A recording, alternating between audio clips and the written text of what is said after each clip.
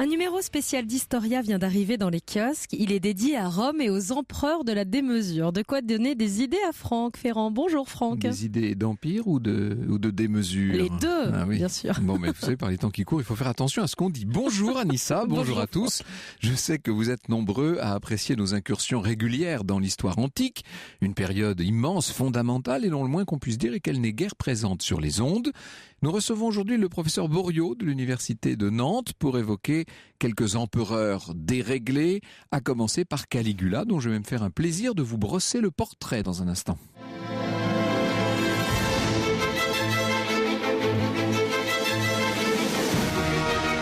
Europe 1, 14h, 15h, au cœur de l'histoire. Franck Ferrand. 24 janvier de l'an 41 après Jésus-Christ. Nous sommes dans la galerie d'un théâtre. Il est 1h de l'après-midi. Un homme de belle taille, la mine sombre, est en train de s'avancer. Un homme, il s'agit en fait de l'empereur Caligula, qui doit assister à un spectacle donné par des enfants appartenant aux meilleures familles de Grèce et d'Ionie. 2 officiers de la garde prétorienne accompagnent l'empereur. Il s'agit de le protéger, théoriquement. L'un des deux, Cassius Chaerea, demande à Caligula le mot d'ordre du jour. L'empereur répond Jupiter. Eh bien, Cassius hurle, reçoit donc une preuve de sa colère. Il sort un glaive, il frappe l'empereur au cou en criant « Imitez-moi » et à ce moment-là, d'autres soldats se ruent sur Caligula. Un des hommes transperce la poitrine de l'empereur avec sa longue épée. La victime s'écroule dans son sang. Les assassins vont par la suite s'acharner sur ce corps, le percer d'une trentaine de coups de poignard, d'épée, de lance. Preuve de la haine et du mépris qui les anime. L'un d'eux va même tirer la toge impériale et sectionner le sexe du mort. D'autres soldats de la garde sont accourus. Ils tentent ce qu'ils peuvent contre les assassins, trop tard. D'ailleurs, certains vont être tués pour rien, car l'empereur Caligula, 28 ans, vient d'être assassiné après seulement 3 ans et 10 mois de règne. Un règne qui pourtant avait bien commencé et qui n'aurait jamais laissé présager à ses débuts une fin tellement tragique. Celui qui en vérité s'appelait Caius Augustus Germanicus est né en l'an 12. Il est le fils de Germanicus, un prestigieux général qui descendait de Jules César par les femmes. Germanicus, véritable idole des Romains en son temps. Sa mère, c'est Agrippine l'Ancienne, la petite fille de l'empereur Auguste. L'archétype en quelque sorte de la matrone romaine. Elle a mis au monde 9 enfants, dont 6 ont survécu. C'est une femme solide donc, énergique, et elle accompagne son époux à l'époque sur les terrains d'opération. Donc elle l'accompagne dans les camps militaires, et à 2 ans, Caius suit déjà ses parents dans différents campements des légions de Germanie. Ce qui fait de lui, évidemment, vous imaginez, ce petit bonhomme, pour les soldats, c'est une mascotte idéale. On va lui confectionner pour rire tout un petit uniforme de légionnaire avec des sandales militaires, des caligae, qui sont adaptés à ses petits pieds, et c'est tellement charmant que les hommes de troupe, affectueusement, vont surnommer l'enfant Caligula, ce qui veut dire la mini Caliga, la petite sandale, si vous voulez. Tout ça est bien joli, seulement l'enfance de Caius va assez vite s'assombrir. À 7 ans, il perd son père. Germanicus meurt à Antioche. Est-ce qu'il a été empoisonné, Germanicus, et qui plus est sur ordre de l'empereur Tibère, qui vient de succéder au légendaire, au fondateur Auguste? C'est une possibilité. Tibère s'est toujours méfié de son successeur désigné. De là à faire empoisonner Germanicus, après tout. En tout cas, l'enfant est confié à sa mère, puis à son arrière-grand-mère Livie, la célèbre ex-impératrice, et c'est dans le cadre fastueux des villas de Livie que va être élevé Caligula avec ses 3 petites sœurs, Agrippine la jeune, Drusilla et Julia Livia. À la mort de la vieille dame, les 4 enfants passent chez leur grand-mère Antonia. Certains chroniqueurs nous disent que Caligula est un enfant pour le moins précoce, assez peu gêné par les inhibitions ordinaires, puisqu'il aurait commencé à coucher avec une de ses petites sœurs, Drusilla. C'est la grand-mère qui les aurait surpris en posture délicate. Vous imaginez un peu le scandale domestique, étouffé bien entendu. Caius est un adolescent difficile, volontiers pervers. Il est bientôt envoyé sur l'île de Capri. Vous allez me dire pourquoi Capri? Mais parce que c'est le lieu paradisiaque où s'est retiré, depuis plusieurs années maintenant, le vieil empereur Tibère, qui n'aime pas Rome et qui s'en tient le plus possible éloigné. Le fils unique de Tibère étant mort, c'est Caius à qui doit revenir le trône impérial. Le jeune homme se montre extrêmement aimable avec son protecteur, avec celui qui devrait devenir son devancier, mielleux même et servile à l'égard du vieil empereur et de ses courtisans. Sa complaisance pour Tibère, écrit Suétone, et pour ceux qui l'entouraient, était telle que l'on a dit de lui avec raison qu'il n'y avait point eu de meilleur valet ni de plus méchant maître. Et voici donc qu'en mars 37, Tibère vient à mourir, Caligula donc lui succède et il devient à 24 ans le 3e empereur romain, un bien bel empereur, disons-le tout de suite, puisque Caligula est devenu beau garçon, il mêle un fond de virilité à beaucoup de raffinement, tout en se passionnant pour les combats de gladiateurs. On le voit aussi participer à des concours de danse, de chant, un pur produit de cette culture romaine que nous appelons nous décadente. Or, Caius est aussi, je devrais dire et d'abord, un excellent orateur. Et ce n'est pas étonnant qu'il ait été accueilli chaleureusement par les Romains, qu'ils l'acclament littéralement lorsqu'il arrive à Rome pour son entrée triomphale. On acclame ce jeune maître, on le surnomme affectueusement, il sera leur astre, leur petit poulet, leur poupon, leur nourrisson à tous ces Romains. C'est l'état de grâce, que voulez-vous. Caligula comble de largesse le peuple et l'armée, il organise des fêtes somptueuses, il supprime un certain nombre d'impôts, gracie des condamnés du règne de Tibère par centaines. Bref, sa popularité est très grande, elle atteint des sommets. Vous savez ce qu'il en est des états de grâce, ils sont rarement faits pour durer, et au bout de quelques mois, le jeune empereur va tomber gravement malade. Il va lui falloir 1 mois entier pour s'en remettre. Alors on ne sait pas exactement de quoi il est tombé malade, on ne sait pas la nature de cette maladie. Est-ce qu'il s'agit d'un empoisonnement de plus, dans un environnement qui, vous l'aurez compris, était coutumier du fait, ou est-ce qu'il s'agit d'une affection naturelle? En tout cas, une fois rétabli, Caligula va frapper tous ceux qui le voient par un stupéfiant changement physique. Le petit empereur adorable est devenu un homme sombre, assez laid, prématurément vieilli. Dans La mort des Césars, Joël Schmitt écrit « Il a de longues jambes maigres et sans muscles, le cou long et marqué de fanons et de rides, le teint d'une pâleur morbide. Ses yeux sont comme enfoncés dans leurs orbites, son front est large, mais ses tempes creuses, ce qui lui donne un air inquiétant, et son crâne, maintenant chauve, contraste avec un corps tout velu. » Ah ben dites-moi, quel portrait. Changement total de personnalité. Alors ça, c'est le physique qui a changé, mais ce qu'il faut vous dire, hélas, c'est qu'au moral, les conséquences de la mystérieuse maladie du jeune empereur vont se révéler calamiteuses. Finale du film Gladiator, le film de Ridley Scott avec, entre autres, Russell Crowe. Dans un instant, Franck Ferrand continue de vous parler du parcours de Caligula et de cette personnalité plutôt forte. La suite, c'est dans un instant sur Europe 1. Et cet après-midi, Franck, vous nous racontez le règne et l'assassinat de l'empereur romain Caligula. Nous sommes donc au 1er siècle après Jésus-Christ, plus précisément donc en 37. Alors vous le savez, je suis très cartésienne et j'aimerais quand même savoir sur quelle source s'appuie-t-on pour évoquer le règne de Caligula? Eh bien, là, vous mettez exactement le doigt sur les limites de l'histoire ancienne, chère Anissa. Je poserai la question à Jean-Yves Boriot tout à l'heure. Ai-je besoin de vous dire que les archives, pour des temps aussi reculés, font cruellement défaut? Certes, il y a toutes les inscriptions officielles, c'est maigre. La vérité, c'est que pour vous raconter ce que je suis en train de dire, je suis obligé de m'en remettre à l'historien Suétone et à son très célèbre ouvrage « La vie des 12 Césars ». Seulement, il faut être honnête. D'abord, cet ouvrage a été rédigé entre 119 et 122, c'est-à-dire 80 ans après la mort de Caligula. Et autre problème, Suétone s'intéresse principalement aux vices, aux travers, aux turpitudes des premiers Césars. On est en droit de penser qu'à propos de Caligula, il a sans doute pas mal forcé le trait. Vous allez voir ce que ça donne dans un instant. Alors, sur ce règne, nous disposons tout de même d'autres sources, notamment des annales de Tacite, de l'histoire romaine de Dion Cassius. Seulement, là, nous sommes carrément en présence de récits encore plus tardifs que celui de Suétone. Donc, méfiance. Vous êtes bien consciente qu'il y avait un très grand nombre de documents d'histoire qui ont disparu, tout simplement. Sûr. On ne possède, nous avions fait une émission là-dessus il y a quelque temps, on ne possède qu'entre 4 et 5% de la littérature antique. Donc vous imaginez, c'est un tout petit morceau, c'est un fragment de ce qui existait que nous avons réussi à retrouver.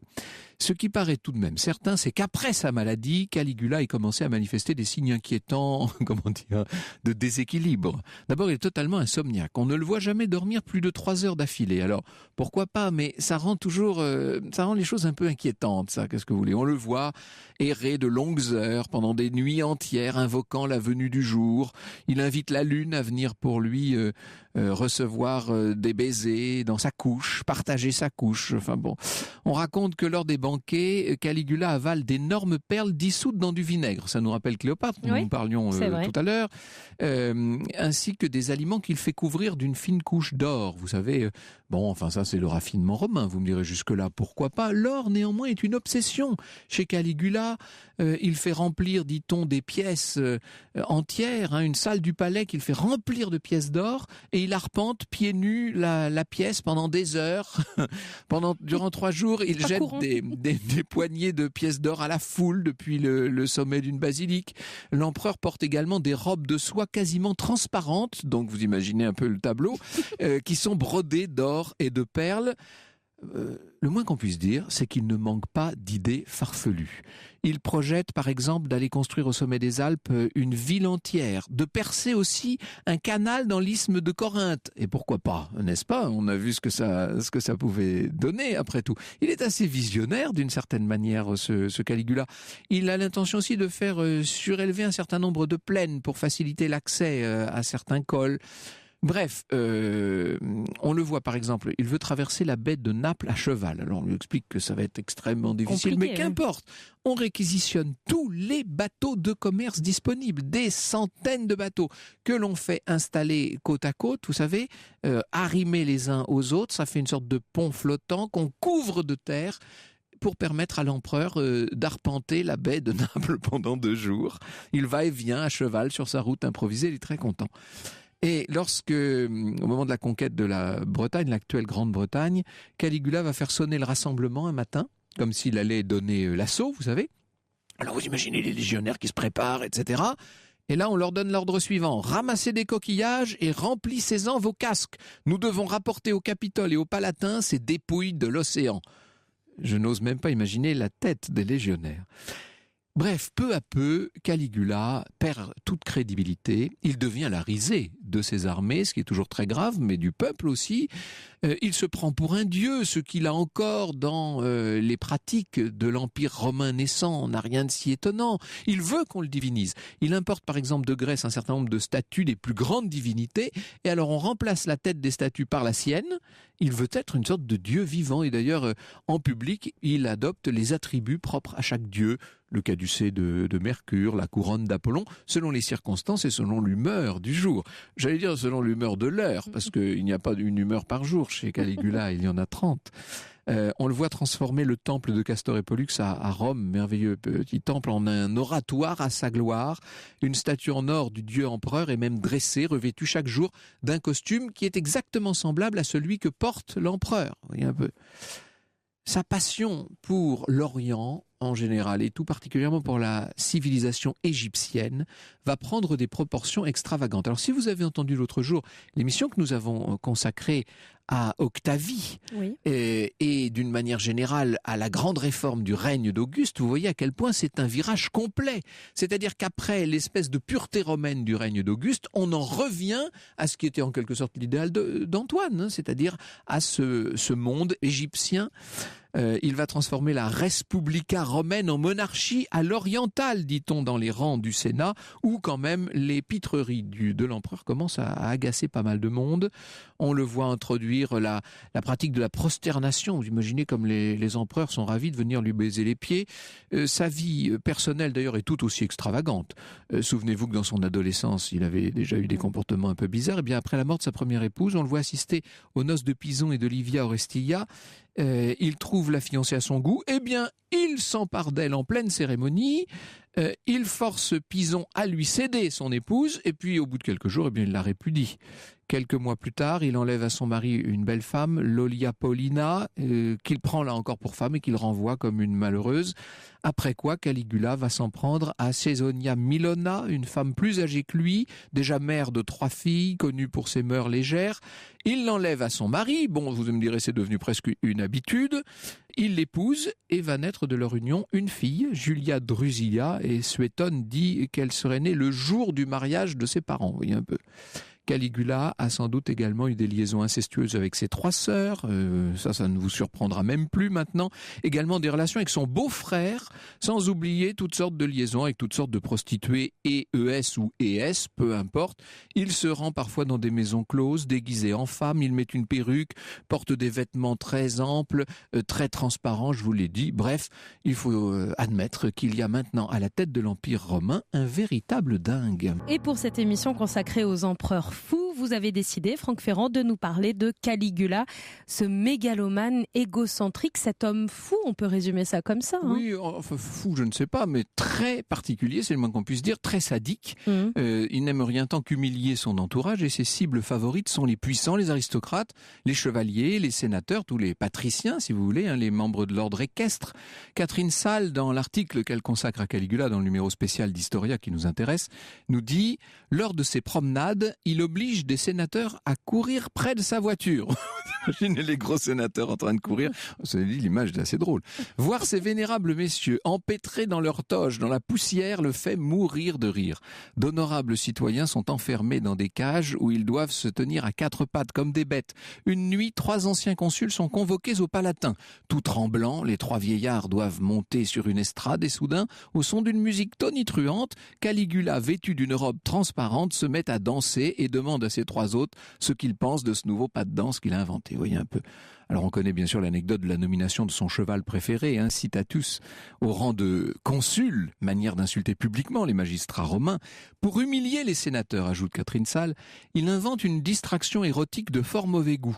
Lors des banquets officiels, il fait défiler devant lui les femmes de la noblesse venues avec leurs maris, les examine longuement à la manière d'un marchand d'esclaves, puis pendant le repas, sort de la salle avec celle qui lui a plu.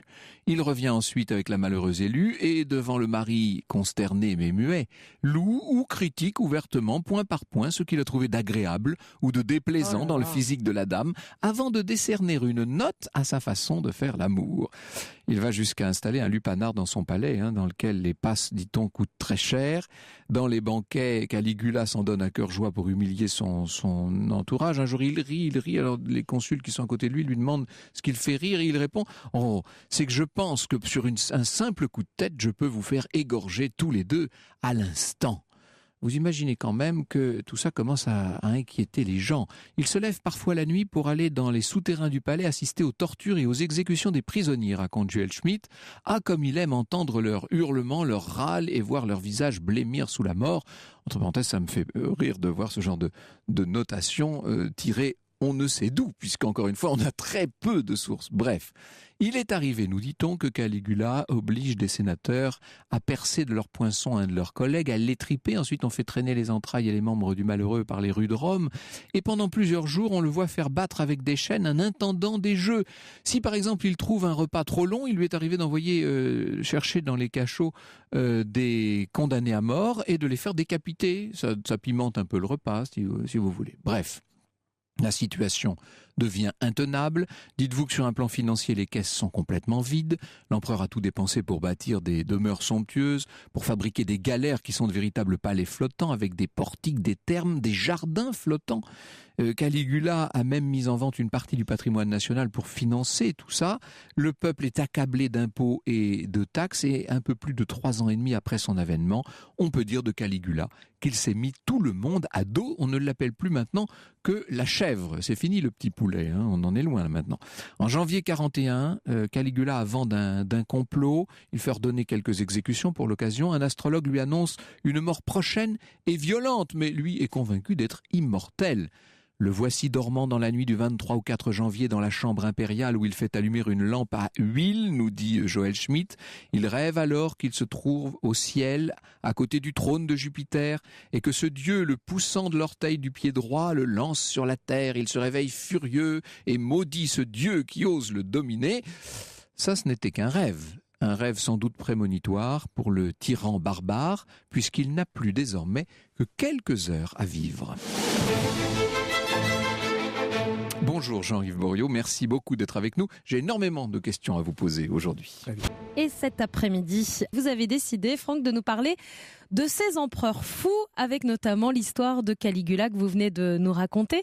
Et votre invité cet après-midi, c'est Jean-Yves Boriot, historien, professeur émérite à l'Université de Nantes. Tibère, Caligula, Néron, Domitien et Elagabal étaient-ils insatiables, incestueux, mégalos et cruels, comme c'est dit sur la couverture de ce numéro spécial d'Historia qui s'appelle donc Rome, les empereurs de la démesure. Il y a une part évidente d'exagération dans tout ça. Enfin, ça paraît évident, Jean-Yves Boriot. Bien entendu, bien entendu. Il s'agit en fait de construction rhétorique. Il ne faut pas oublier que dans l'Antiquité grecque et latine, l'histoire relevait justement de ce genre-là. C'est une partie de la rhétorique. Alors, quand on examine les vies de Suétone... Alors, la rhétorique, c'est l'art oratoire destiné à convaincre. Et parmi les chapitres de la rhétorique, parmi les armes à la disposition de l'orateur, il y a l'histoire. C'est comme ça qu'on conçoit l'histoire à Rome. Absolument. Au milieu du discours, vous devez obligatoirement placer des exemples. Des exemples. Et là, avec Suétone, nous avons des exemples construits. Et comme vous l'avez dit tout à l'heure, ces exemples, finalement, se recoupent. Ce qu'on trouve pour Caligula, on le trouve aussi pour Néron, on le trouve, vous l'avez vu il y a quelque temps, pour Commode. Il s'agit de topoi, de lieux communs, obligés. Comme si l'imagination de nos auteurs faisait parfois défaut et qu'ils étaient obligés de trouver aux uns et aux autres les mêmes défauts, d'une certaine manière. Alors, ça va être extrêmement difficile d'effectuer un départ entre ce qui est incontestable et ce qui relève de la fantasmagorie, disons. Bon. Néanmoins, on doit pouvoir dire, il n'y a pas de fumée sans feu, si je puis dire, on doit pouvoir dire que ce jeune empereur Caligula était assez déréglé. Ça a laissé quelques traces, ça. Alors, tout de même. Si l'on en croit, si l'on en croit Suétone et Dion Cassius... Alors là, il était même carrément fou. Carrément. Mais justement, il faut faire très très attention. Il y a un fond, c'est absolument certain, il y a un fond de dérèglement psychologique. D'ailleurs, dans les années 60-70, ici en France, beaucoup de psychologues et de psychiatres se sont intéressés au cas. Et on peut encore trouver des articles consacrés au cas Caligula. Alors, c'est-à-dire au cas quasiment clinique. Carrément, clinique, oui, bien entendu. Alors, le problème que se posent ces psychologues, ces psychiatres, c'est celui de l'épilepsie. Quand il était tout jeune, il a eu des crises d'épilepsie. Et le problème que posent les psychiatres est le suivant. Est-ce que cette épilepsie infantile, si je puis dire, a pu avoir des répercussions sur son comportement d'adulte? Alors, adulte avec des guillemets, parce qu'il ne faut pas oublier qu'il est mort à 28 ans. Je rassure tous nos très nombreux auditeurs épileptiques, on peut être atteint d'épilepsie sans pour autant être criminel en série. Le grand Jules César lui-même était épileptique. Voilà. Et alors, si bien que, comme effectivement, il n'y a pas de répercussions en principe sur la vie de l'adulte, les psychiatres, les psychologues ont cherché ce que pouvait être cette maladie de Caligula. Alors on a parlé de cataplexie, je cite, de pycnolepsie, etc.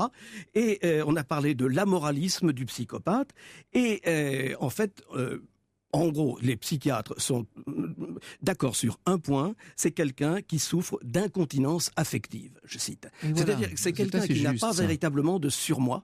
Lorsqu'il a envie de tuer, eh bien, il tue. Comme un enfant exécute immédiatement ce dont il a envie. Il faut reconnaître qu'il s'est retrouvé très jeune, doté de pouvoirs infinis.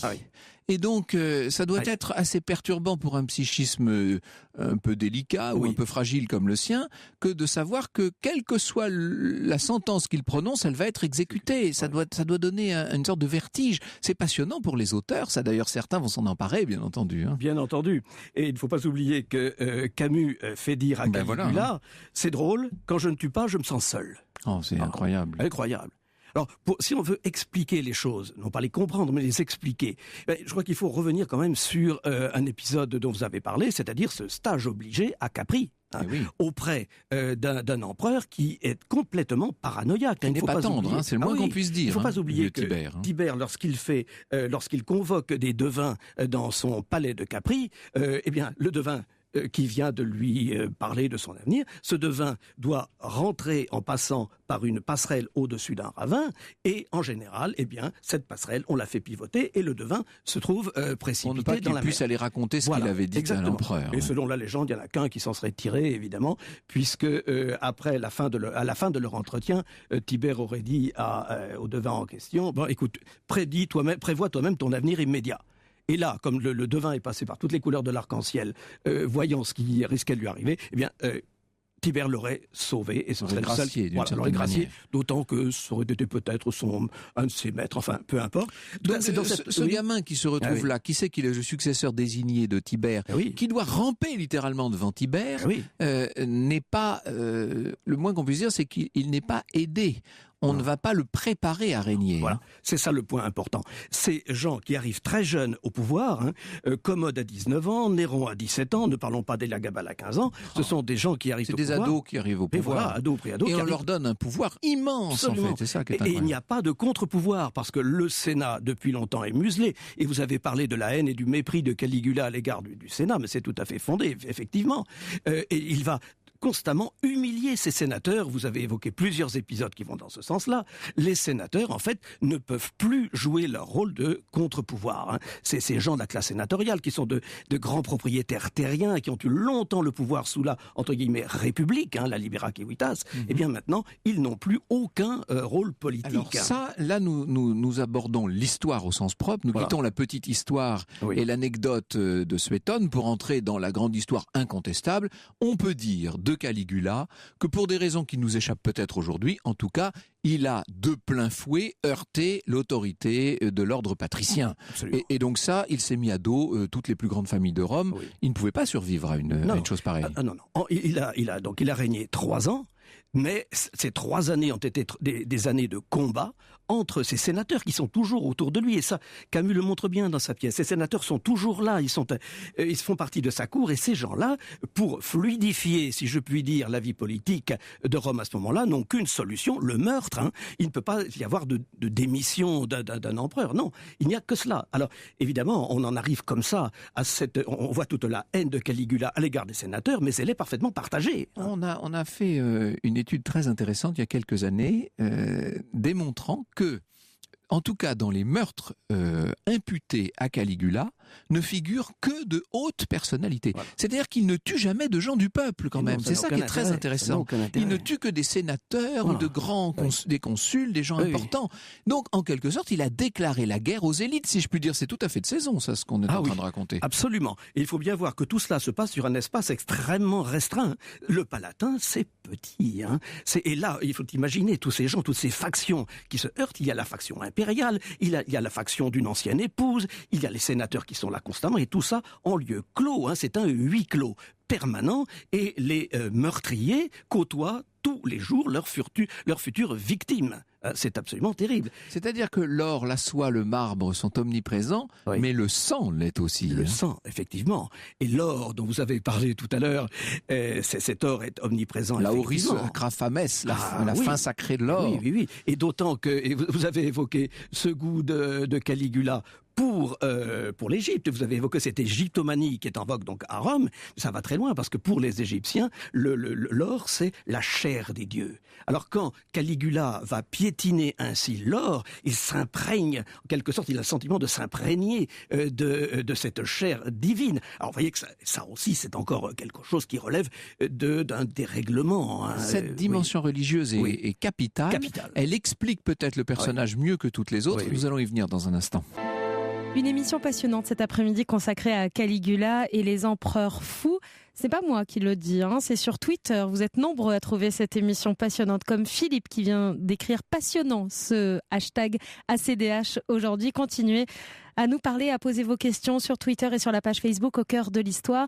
Et ces empereurs fous, on les découvre mieux avec votre invité Jean-Yves Boriot, qui est historien et professeur émérite à l'Université de Nantes. On va parler de la dimension religieuse, militaire aussi. C'est là qu'il faut revenir à ce qu'on appelle l'historiographie, c'est-à-dire la manière d'écrire l'histoire, et revenir donc à Suétone.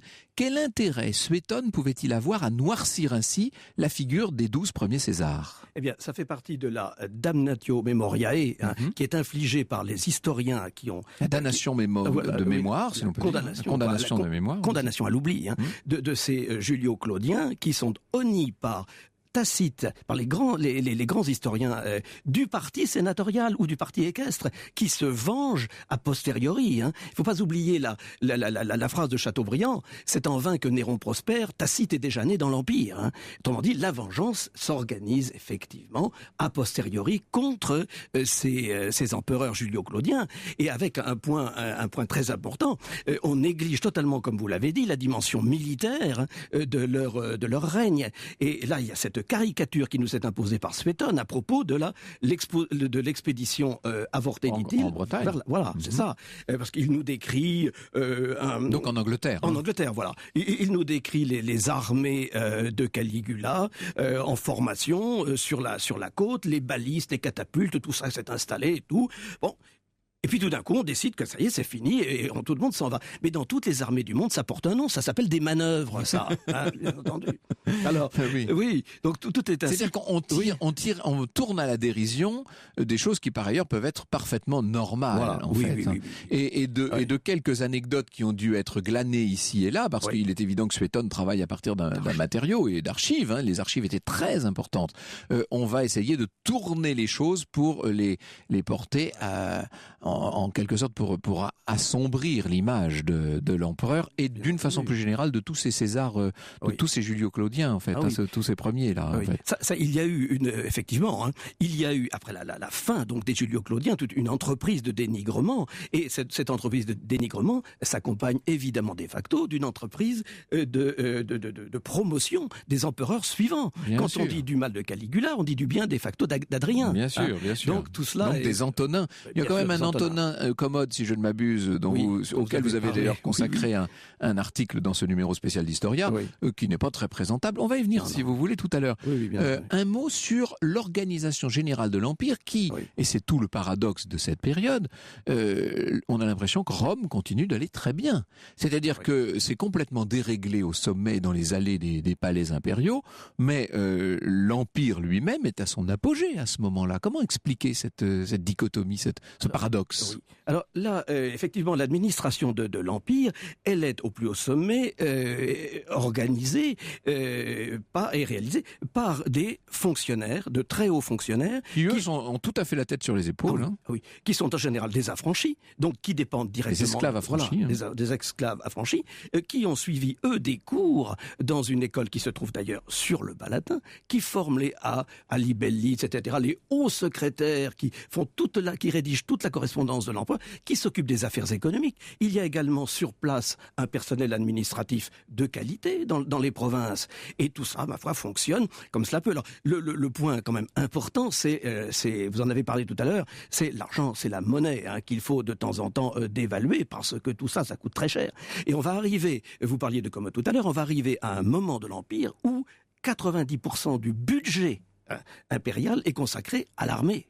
Alors, évidemment, là, les choses se passeront moins bien. Tout le système ne tient plus que dans une sorte de course à l'armement et à la tenue armée d'un certain nombre de provinces. Alors, nous avons parlé l'autre jour avec Daniel Porte à propos de la figure idéale, en quelque sorte, d'Octavie. Et nous parlions aussi, bien sûr, de l'empereur Auguste, de son frère. Nous avons parlé de ce retour à la pureté romaine, d'une certaine manière, face à un Antoine qui, lui, s'était laissé séduire par les sirènes égyptiennes et orientales. On a un peu l'impression que toute une série d'empereurs, à commencer par Caligula, ont de nouveau cédé à ces sirènes. En fait, effectivement, vous avez tout à fait raison, c'est-à-dire que le courant d'égyptomanie, qui était déjà amorcé depuis un bon moment, eh bien, ma foi, il se déploie. Auguste, en fait, c'était une réaction. Il a essayé d'arrêter, en quelque sorte, le temps et de le relancer. Bien entendu, nous connaissons tous cette histoire. Le temps de Rome recommence avec moi, dit Auguste, et puis c'est l'âge d'or, etc. Mais non, mais ce goût pour les choses orientales, il était déjà là, bien en place. Et là, maintenant, il n'y a plus de frein. Il n'y a plus de frein. Et la divinisation de la figure impériale appartient directement à cette tendance. Bien entendu. Ça, là, strictement, comment voulez-vous qu'un Romain accepte que son empereur qu'il a pu croiser dans les rues devienne tout d'un coup un dieu? C'est aberrant, c'est aberrant. Alors que en Orient, eh bien, ma foi, ça fait partie des manières de penser. Alors, on pense surtout à l'Égypte. Alors là, il faut faire très attention parce que est-ce que à Rome on y a cru vraiment? Est-ce que il faut dire quand même que des religions comme celle d'Isis, celle de Mithra se développent très largement parce qu'elles offrent maintenant aux Romains autre chose comme espoir que la religion civique traditionnelle, qui franchement entre nous n'est pas très gaie. Ne vous promet pas quand même un avenir qui chante après la mort. Alors que il y a une espèce d'espoir de salut avec Isis, Mithra et il y a sans doute une simplification de la croyance par rapport à l'infinie complexité de la belle mais complexe religion romaine. Bien sûr. Nous allons venir dans un instant à la fin de Caligula, et puis en profiter pour évoquer un certain nombre des autres empereurs déréglés de Rome. Il constitue le tissu littéralement de ce numéro spécial d'Historia, avec toutes les illustrations qu'on peut imaginer et que nous fournit notamment un 19e siècle que tout cela a beaucoup fait rêver. C'est un roman, vous voyez le lapsus, c'est un numéro qu'il est très agréable de feuilleter, avec des illustrations étonnantes, avec aussi une espèce de fantasmagorie qui nous en dit presque autant sur notre époque et notre civilisation que sur Rome et sur les Romains. Et nous sommes au cœur de l'histoire des empereurs et des empereurs fous cet après-midi à l'occasion de la sortie d'un numéro spécial d'Historia qui est consacré à ces empereurs fous. Et on en parle avec votre invité, Franck Jean-Yves Boriot, qui est historien et professeur émérite à l'Université de Nantes. Alors justement, nous étions en train de parler de ça hors antenne. C'est Kamel de Lyon, enseignant et fidèle auditeur, qui nous parle d'un épisode, semble-t-il, tiré de Dion Cassius. On est au moment de la fête des Gaules à Lyon et on dit que Caligula aurait fait exécuter le roi berbère de Maurétanie, Ptolémée II. On est en l'an 40 pour une histoire de couleur pourpre de sa toge, couleur réservée aux empereurs. Vous dites que ça fait partie des légendes colportées justement par Dion Cassius en l'occurrence. C'est une légende sur laquelle on est très évidemment par définition pour une légende, il s'agit d'un épisode légendaire sur lequel on est très peu et très mal documenté. Oui, bien sûr. Alors il y aurait comment d'ailleurs quand même j'ai raconté la mort sanglante et, entre nous soit dit, assez propre de Caligula. On aurait pu imaginer qu'il meurt dans des circonstances beaucoup plus saumâtres, étant donné ce qu'il avait fait subir à tant et tant de personnes. Mais est-ce que l'on en sait davantage sur l'organisation de la conjuration? Qui l'a mené, qui l'a conduit à la mort au bout de 3 ans et 10 mois de règne seulement? Alors, il s'agit d'une conjuration qui, si j'ose dire, remonte loin. C'est-à-dire que le parti sénatorial et le parti équestre se sont ligués pour en arriver là. Il n'y avait plus d'autre solution que d'éliminer Caligula. Alors donc, on a confié à Chéréa, comme vous l'avez dit, le soin de tuer l'empereur.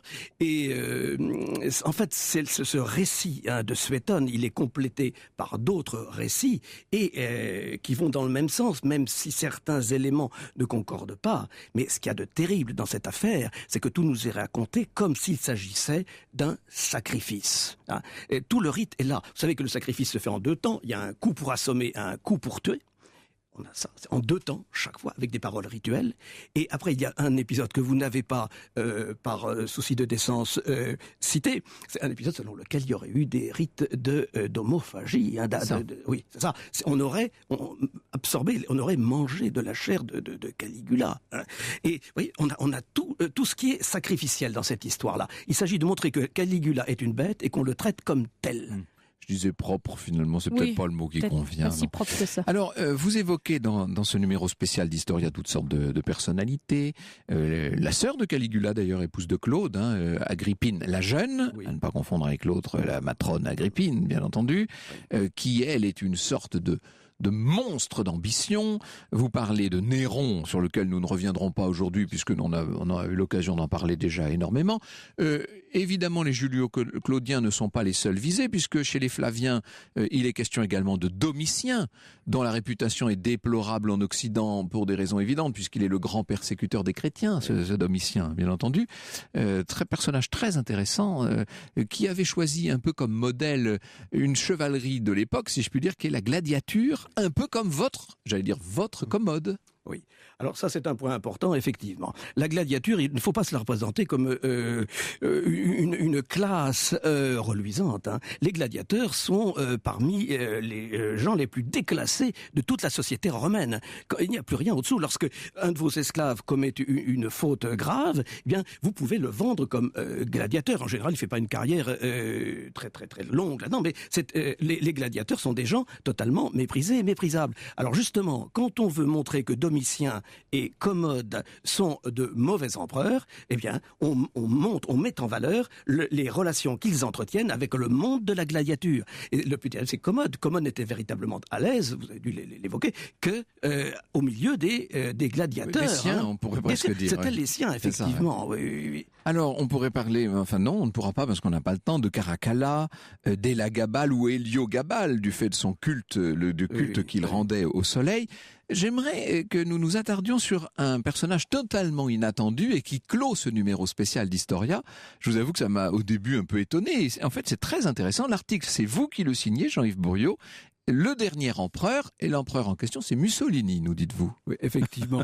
Disons que Mussolini a ressuscité l'idée d'empire et en même temps il l'a tué. En effet, l'une des ambitions de Mussolini, c'est de rendre au peuple italien, ma foi, son éclat d'autrefois. Alors, il va se situer lui-même dans la grande lignée des empereurs, et son empereur de référence, ça va être Auguste. C'est pour cela qu'il va célébrer l'anniversaire d'Auguste avec toute une série de cérémonies. On célèbre l'anniversaire d'Horace, l'anniversaire de Virgile. Il fait construire par un archéologue architecte Gismondi la fameuse maquette que l'on trouve dans le quartier de Léour et qui figure sur je ne sais combien de premières pages d'ouvrages de latin ou d'histoire.